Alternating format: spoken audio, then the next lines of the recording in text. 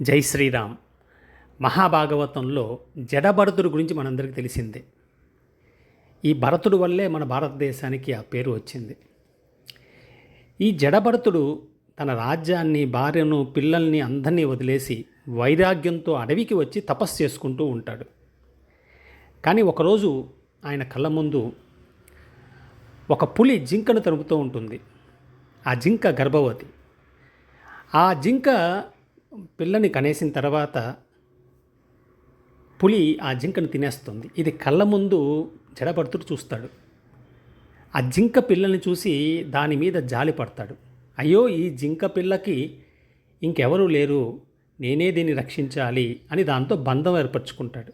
ఆలోచించండి, రాజ్యాన్ని, భార్యను, పిల్లల్ని వదిలి వచ్చినప్పటికీ మాయ అతన్ని ఎలా పట్టుకుంది అంటే ఒక జింక పిల్ల రూపంలో పట్టుకుంది.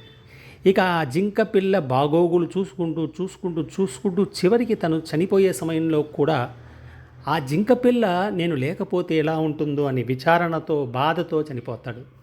ఆ తర్వాత జన్మలో జింక పిల్లగా పుడతాడు. అందులో ఒక విషయం ఆలోచించండి. శ్రీమద్ భగవద్గీతలో కృష్ణ పరమాత్మ జాయతో విషయాన్ పుంసః సంగస్తేషు ఉపజాయతే సంగాత్ సంజాయతే కామః కామాత్ క్రోధోభిజాయతే అన్నాడు. అంటే ఒక వస్తువు మీద కానీ, ఒక వ్యక్తి మీద కానీ మనం మమకారం పెంచుకున్నప్పుడు వారి గురించి నిరంతరం ఆలోచించడం వల్ల, ఆ బంధం ఏర్పడడం వల్ల మనకి ఒక కోపం ద్వారా మనం నాశనం అయిపోతామని శ్రీమద్ భగవద్గీతలో శ్రీకృష్ణ పరమాత్మ చెప్పాడు.